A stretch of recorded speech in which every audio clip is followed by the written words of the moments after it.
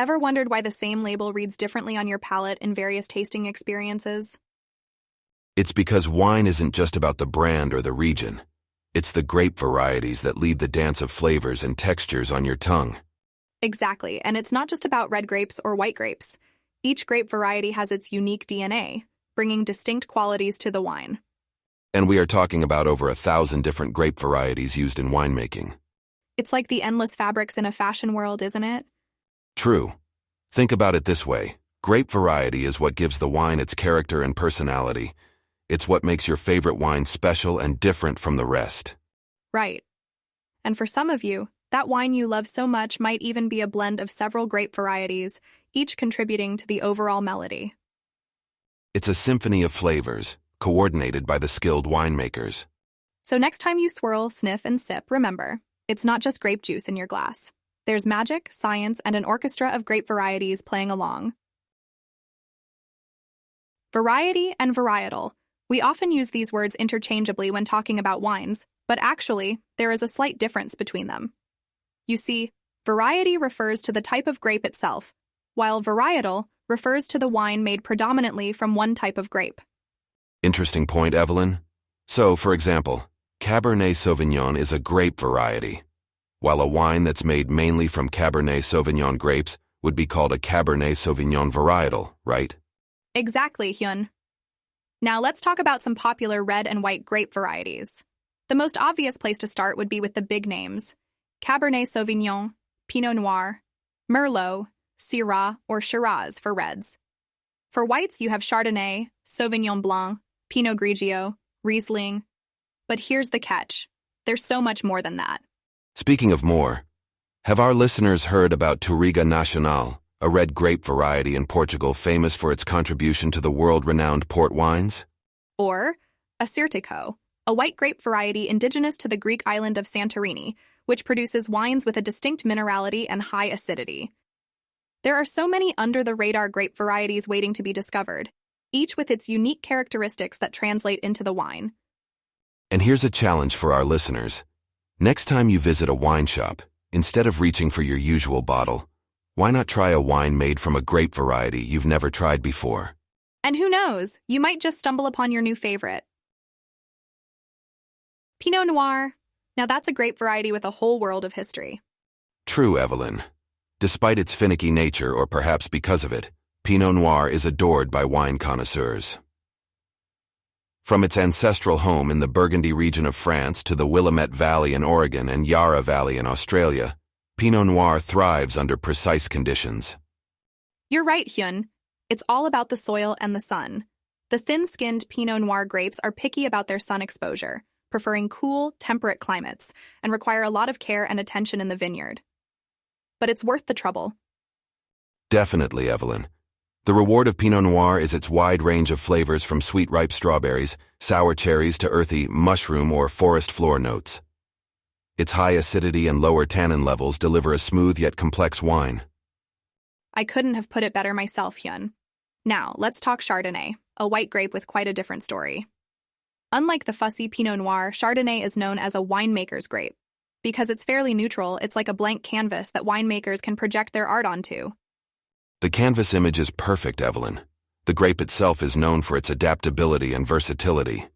From the chalky soils of Champagne to the golden sun-kissed hills of California, Chardonnay varies widely in taste and style, reflecting the terroir and production techniques. A Chardonnay can be anything from lean, crisp, and minerally, like a Chablis, to full, buttery, and toasty, like many Californian Chardonnays. The difference lies in the hands of the winemaker and the place it is grown. Wine really is the perfect blend of nature and nurture. Well, now, Hyun, I'm intrigued by two red wine varietals, Merlot and Cabernet. Though they are often blended together, they're distinct grapes. Can you illuminate those differences for us? Merlot and Cabernet, the power couple of Bordeaux. Well, firstly, they're not only different in their flavors but also in how they grow.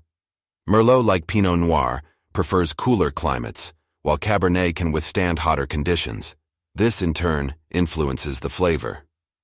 Merlot tends to be softer, with plum and chocolate flavors, while Cabernet has a more powerful, full-bodied taste with notes of black currant and bell pepper. Oh, that's interesting to me. As a mixologist, I use those flavors in cocktails. For example, plum and chocolate can balance a drink, offering a sweeter profile. The boldness of Cabernet, though, would be fitting for a robust cocktail. Exactly. Their differences extend to their tannin levels as well. Merlot, with its roundedness and lower tannin levels, can be quite easy to drink and approachable, while the high tannin content in Cabernet imparts more structure and complexity to the wine. It also means that, while both have the potential to age well, Cabernet can often benefit from longer periods in the bottle for the tannins to soften. That actually reminds me of something I've read recently. Higher tannin levels could stand up to richer and more robust foods, like a juicy steak. Well, while they are different, they certainly make a harmonious blend. Absolutely. They balance each other beautifully when blended. The softness of Merlot can smooth out the harsh tannins of Cabernet, while the structure of the Cabernet can give an extra backbone to the fruits in Merlot. Swinging back to white grapes, I find Chardonnay and Sauvignon Blanc, two powerhouse white varietals distinct in their flavor profiles. Hyun, could you share some light on these two? Yes, of course, Evelyn. Chardonnay is one of the most popular white grapes and creates versatile and well-rounded wines that can range from crisp and unoaked to creamy and buttery. Their flavors might remind you of green apple, citrus, and pineapple when the wine is unoaked, or richer notes of vanilla toast and nutmeg when the wine is oaked. They can be found worldwide, from the cool climates of Chablis in northern France to the more temperate regions of California and Australia. Evidently, the multiplicity of flavors in Chardonnay must play well in my cocktail recipes. What about Sauvignon Blanc?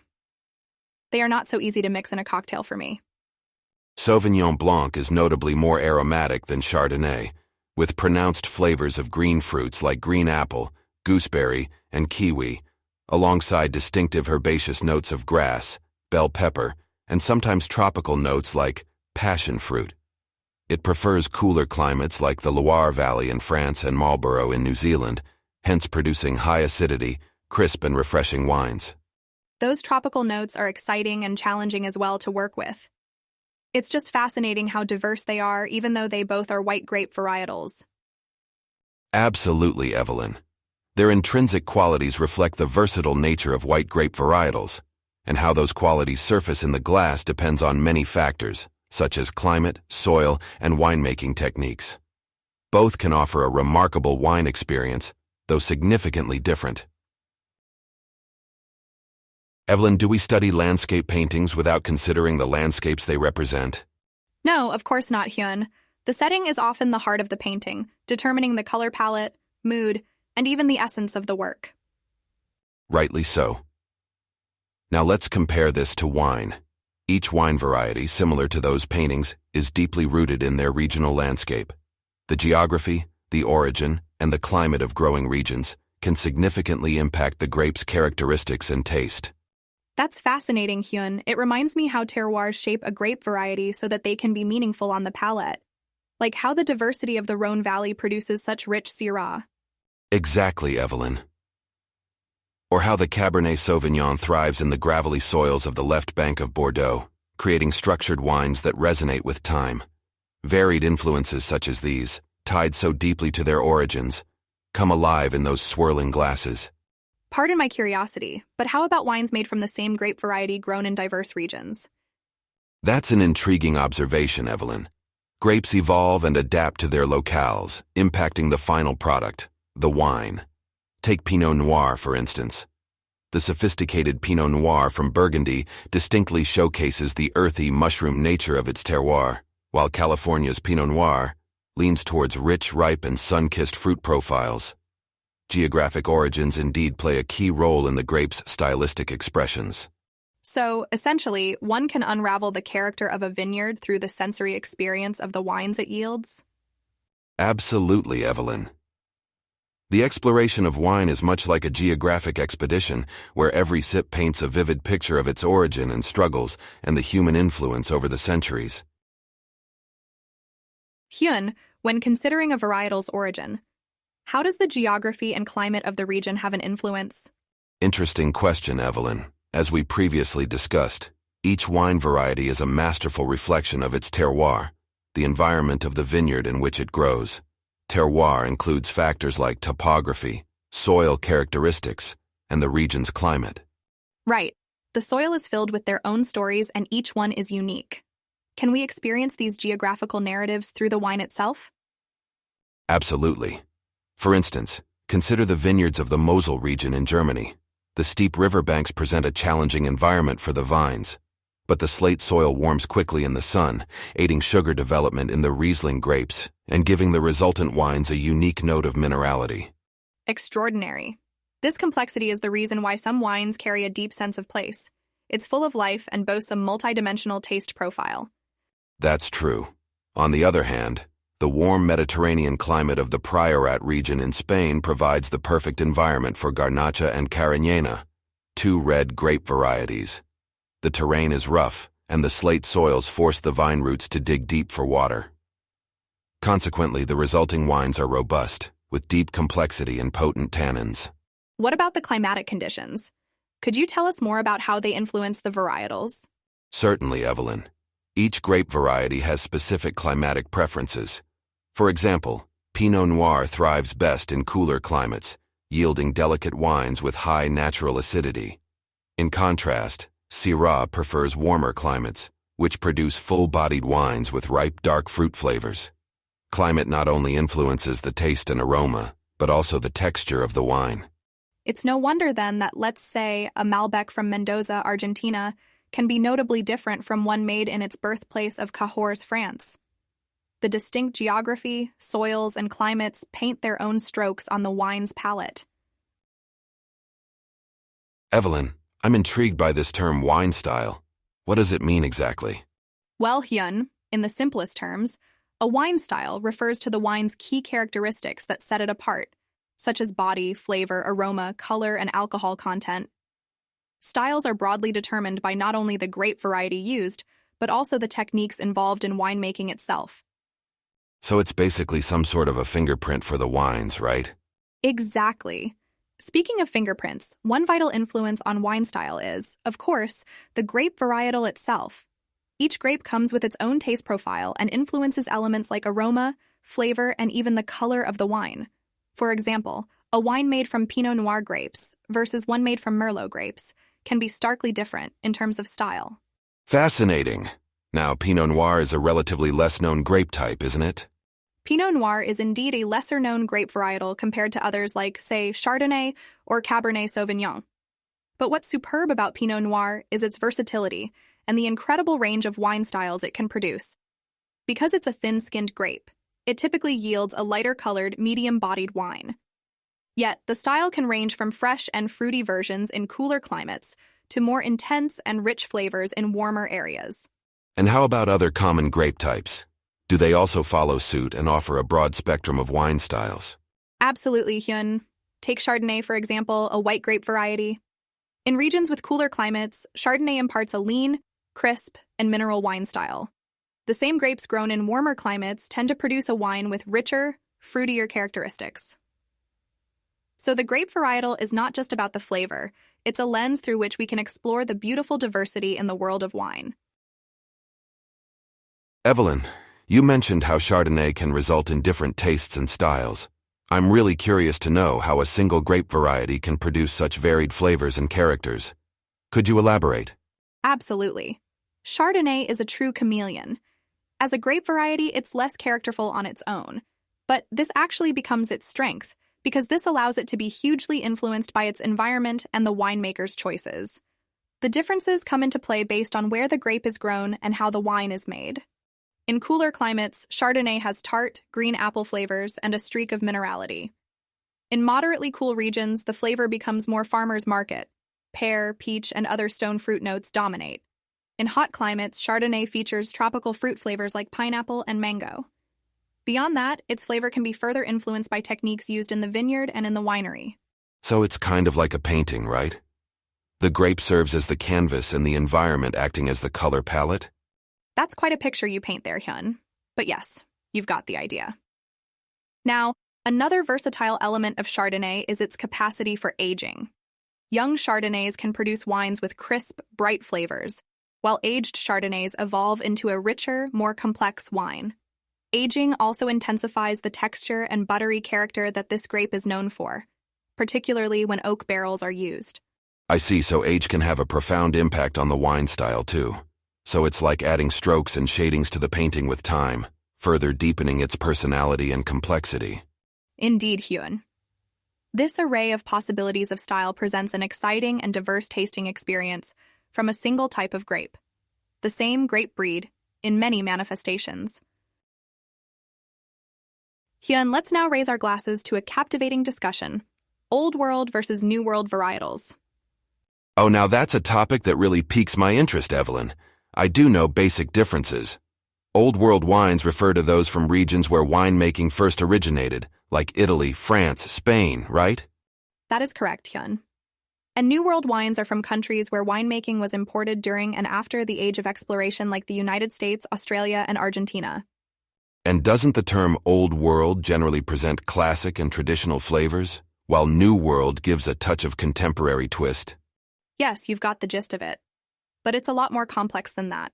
There's a significant interplay between a region's terroir, climate, soil, topography, even culture, and the wine style. Old World wines typically express the characteristics of their terroir. The flavors are restrained and complex, with often more acidity and less alcohol. How does that compare to New World wines, then? New World wines exhibit more overt fruit characteristics, riper, higher alcohol, more vibrant in taste. They are generally more straightforward because their identity is crafted more from modern winemaking methods than a set historic tradition. So it's like adding to that painting again. The Old World with its subtle shades of heritage, and the New World adding bright splashes of modernity. Perfect analogy, Hyun. The beauty of wines, Old World or New, is in their diversity and the stories encapsulated in each bottle. Shall we take a swing at the global economic comparison between Old World and New World wine production? Sure, Evelyn. I've always been intrigued by the economic side of winemaking. A bit of a detour from our usual tasting and pairing discussions, but really it does add another level of appreciation. In the epicentral countries of wine, like France, Italy, and Spain, wine has always been a significant part of the economy. The economic magnitude of the wine sector there is immense. Certainly. And as Old World wine regions have centuries of reputation and history, they seemingly enjoy a higher market value, right? Yes. You'll find collectors across the globe pouring out high amounts for century-old French Bordeaux or Spanish Rioja. But that doesn't mean that New World wines don't hold their fair share in the market. Countries like the US, Australia, and South Africa are steadily becoming powerhouses of the wine world. Interesting. So would it be fair to say that New World wines are creating quite a stir and leveling the playing field? Spot on, Hyun. Despite being relatively young in the wine scene, these regions have embraced modern technologies while still honoring the traditional practices in winemaking, allowing them to produce top-notch wines that compete in both quality and market value. What about the economic impact of climate change? I reckon it must be affecting both Old and New World wines in different ways. Undeniably, Hyun, a topic warranting a full episode. But for now, how about we get into an Old World versus New World taste-off? Here, I've got two reds, a Pomerol from Bordeaux, and a Shiraz from Barossa Valley. Any thoughts before the first sip, Hyun? Let's see if I can detect that subtlety of tradition versus the vibrancy of innovation you mentioned earlier. Hyun, I think it's time we uncork these beauties. We have a Pinot Noir from Burgundy here and a Chardonnay from California. Who should get the honors? Well, considering your extensive knowledge on this matter, why don't you lead the way? All right, let's start with the Burgundy Pinot Noir. As we know, Pinot Noir can be a fickle grape to grow, but when it's done right, it's a real treat. Listen to the sound the cork makes. Did you hear the pop? That's a bottle of happiness opening. What should we be looking for as we taste the Pinot Noir? Good question. For starters, it should have a lighter color and body compared to the other red wines we've tasted before. It isn't as tannic, so the texture should be quite smooth. When it comes to flavors, Pinot Noir often exhibits notes of cherry and ripe red berry fruits, with nuanced touches of spice, earthy undertones, and others like mushroom or forest floor. All this gets even more complex with age. And the Chardonnay? The Chardonnay from California. It's reliable and it's versatile. Depending on how it's vinified and aged, Chardonnay can command a spectrum of flavors. In this case, with our Californian Chardonnay, you might find strong tropical fruit flavors like pineapple, along with apple, pear, and a signature buttery note. There is a spiciness that comes from the use of oak barrels during fermentation and aging. I see. So how would you compare the two? Well, they're two different varietals from very different regions, right? Think rustic and complex for the Pinot Noir, and with the Chardonnay, expect bold and expressive. It's like comparing French Impressionism to organic abstract art. Both have their unique beauty. That's a captivating thought. Hyun, since you have the seasoned palate in the kitchen, let's explore food pairings for our lovely Pinot Noir and Chardonnay next. Ah, yes. As you mentioned earlier, a traditional Pinot Noir from Burgundy, like the one we just tasted, usually exhibits a smooth texture with notes of red fruits, and sometimes some earthy undertones. With those flavors in mind, we want to pair this delicate red wine with foods that enhance its richness. I've found that it pairs exceptionally well with duck, roasted chicken, or grilled salmon. Exactly, Hyun. I've got to add that earthy vegetables like mushrooms or truffles would be perfect too. The earthiness of the wine and the food really complement each other to create an exquisite culinary experience. But remember, when it comes to wine and food pairing, one rule reigns supreme: do what you like. As for the beloved Chardonnay, the buttery quality in a Californian Chardonnay we tasted has always made it a great companion to seafood. That's true, Evelyn. There's something about the buttery notes of Chardonnay that just enhances the flavor of creamy seafood dishes, like a heartwarming bowl of clam chowder or a rich pasta alfredo with prawns. Plus, the oakiness can stand up to grilled or roasted dishes as well. For me personally, a roast chicken seasoned with herbs and garlic paired with a Californian Chardonnay. Now, that's a match made in heaven. I can almost taste it now. Funny how much depth and dimension these food and wine pairings can add to each other, no? It's not just about the flavors mingling in your mouth. It's a sensory journey, a tale of terroir, craftsmanship, and cultures. And with each glass and each bite, it seems there's a new story to savor. Talking about grape varieties, Hyun, versatility plays a considerable role, wouldn't you agree? Undoubtedly, the adaptability of a grape variety is instrumental in shaping its spread and popularity across the globe. Exactly. And quite interestingly, certain grape types are more adaptable than others. One such example is the Chardonnay. They tend to be more forgiving concerning climatic conditions. That is why we find Chardonnay vineyards from the cool climates of Champagne to the heat of Australia's Hunter Valley. It is an incredibly versatile grape. On the contrary, there are other grape types that are far more specific in their requirements. Take Pinot Noir, which tends to be quite finicky. Hyun, could you share more on that? Indeed, Evelyn. Pinot Noir is notorious in the wine industry due to its demand for very specific climates and soil types for optimal growth. It's really sensitive to wind and frost, prefers steady, cool, and not extreme weather conditions.